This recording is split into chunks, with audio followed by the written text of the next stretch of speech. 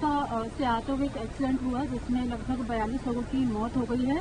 मक्का में वो प्रेयर करके वापस आ रहे थे और maximum most of the people from the Hyderabad only. ये मुझे भी खबर अभी मालूम हुई है कि हैदराबाद के 2 ट्रैवल एजेंसी, एक fly zone tours and travels और मक्का हज एंड उमरा के 42 हाजी मक्का से मदीना जा रहे थे बस में, और बस को आग लगने से मालूम हुआ कि सिर्फ एक शख्स की जान बची है। कंफर्म नहीं है, बात कह रहे हैं कि पूरों का इंतकाल हो गया।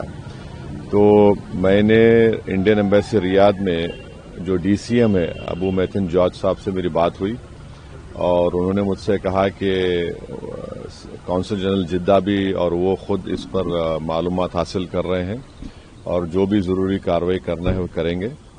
और साथ ही साथ मैंने इन तमाम उमरा पैसेंजर्स के दोनों ट्रैवल एजेंसी से वीजा डिटेल्स लेकर कौंसल जनरल ऑफ इंडिया जिद्दा को और डीसीएम इंडियन एम्बेसी रियाद को और साथ ही साथ फॉरेन सेक्रेटरी को मैंने ईमेल किया है। मेरी भारत सरकार से और खास तौर से एक्सटर्नल अफेयर्स मिनिस्टर से जयशंकर साहब से ये रिक्वेस्ट है कि वो इमीडिएटली इस पर देखें और अगर जिन लोगों की डेथ हुई है उनके परिवार ये चाह रहा है कि उनकी डेड बॉडीज जल्द से जल्द इंडिया को लाई जाए और अगर कोई उसमें जख्मी है तो उनको अच्छी से अच्छी वहां पर उनको इलाज हो सके। ये मैं रिक्वेस्ट करता हूं हमारे एक्सटर्नल अफेयर्स मिनिस्टर से और भारत सरकार से। सर, दिल्ली में अभी हाल ही में जो ब्लास्ट हुआ है, मुफ्ती जी कह रही हैं कि भारत बता रहा है कि कश्मीर कितना सेफ है, लेकिन दिल्ली के में जो ब्लास्ट हुआ है दिल्ली भी अब सेफ नहीं है। जो केंद्र की पॉलिसीज है वो पॉलिसीज ऐसी है कि कश्मीर नहीं, दिल्ली भी अब देखिए, वो मेरा मानना यह है कि जो टेररिस्ट एक्शन दिल्ली में हुआ, अब तो एनआईए ने कहा कि सुसाइड बॉम्बर था, हम उसका कंडेम करते हैं। टेररिज्म की कोई जगह नहीं है, इसका पूरी तरह से कंडेम करना है। और जिस तरीके से उन्होंने प्लानिंग की, कॉन्स्पिरेसी, कैलेज कॉन्स्पिरेसी की, ये सब बातें आ रही हैं, तो इसमें खुली साफ साफ तौर पर हम उसका कंडेम करते हैं।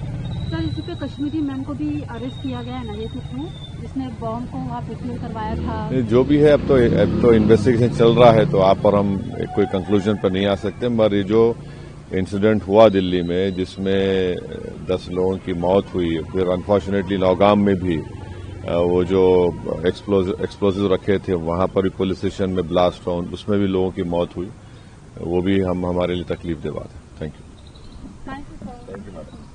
टक्कर की वजह से कई लोगों की इसमें मृत्यु हुई है। तेलंगाना सीएम ने इस पर जो है सरकार से और अपने राज्य में लोगों अधिकारियों से कहा है कि जानकारी जुटाने के लिए। कैसे इस हादसे को आप देखिए, बहुत ही तकलीफ की खबर है और वो सब लोग इबादत के लिए सऊदी अरबिया गए होंगे और पता करना चाहिए उसमें कितने हिंदुस्तानी हैं और कितने बाहर के हैं।